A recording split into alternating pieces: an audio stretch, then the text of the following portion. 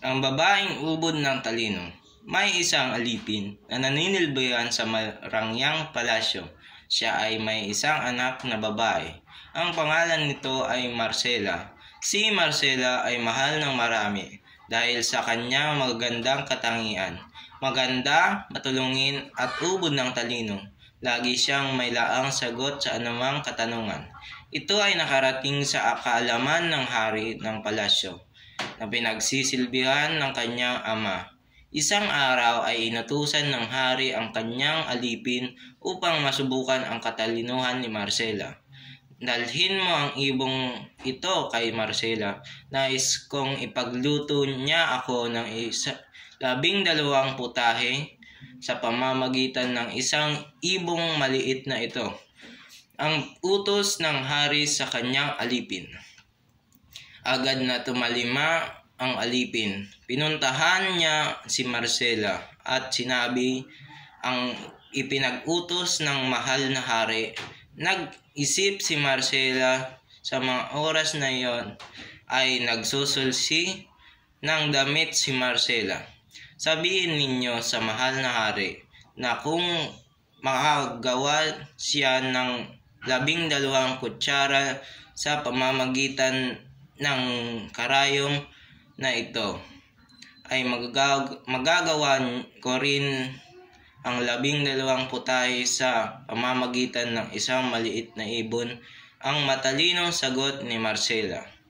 Ang alipin ng hari ay mabilis na nagbalik sa palasyo at binalita ang kasagutan ni Marcela. Lihim na humanga ang hari sa sagot ni Marcela. Nag-isip ulit siya ng isang pagsubok na muli niyang inutusan ang alipin. Nais ng mahal na hari na ipagbili ninyo ng tupang ito, sabi ng alipin kay Marcela. Ngunit nais din ng mahal na hari na ibigay ninyo sa kanya ang salapi at pati na rin ang tupa. Naging pala isipan kay Marcela.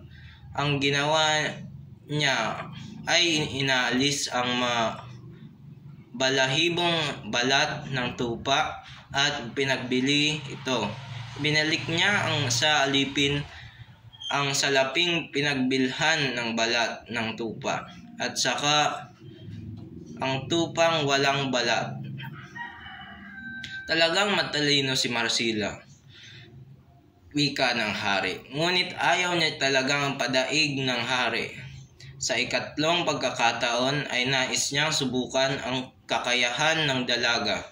Kinaumagahan nag-utos siya muli sa kanyang alipin. Sabihin mo kay Marcela, ako ay may sakit. Ang tanging lunas ay gatas ng lalaking tupa. Kung hindi niya mabibigay, ang aalisin ko sa paninilbihan ng palasyo ang kanyang ama, utos ng hari.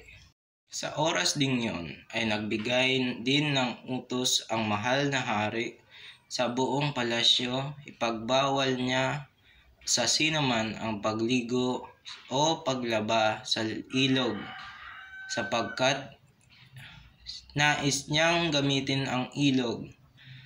Nang gabing yon, si Marcela at ang kanyang ama ay nagkatay ng isang baboy.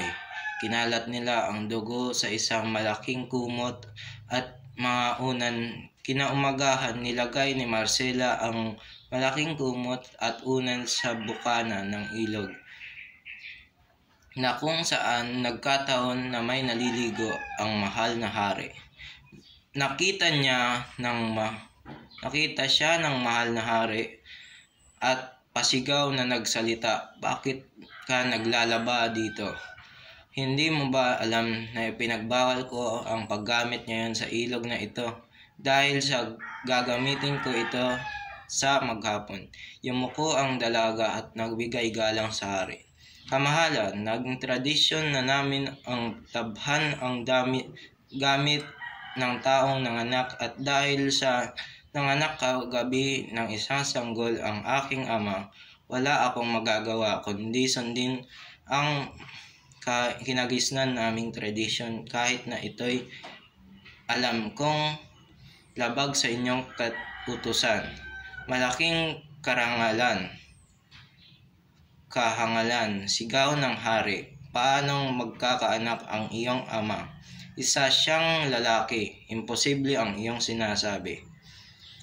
Kamahalan, sagot ni Marcela. Tulad ng iyong utos, imposible ngang manganak ang aking ama tulad ng gatasan ng isang lalaking tupa.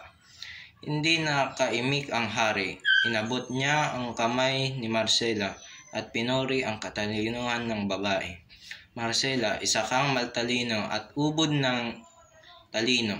Ikaw ang napili kong maging kabiyak ng aking anak na prinsipe, sabi ng hari. Hindi nagtagal at naganap ang isang marangal na kasalan. Si Marcela at ang prinsipe ay maligayang nagsama habang buhay.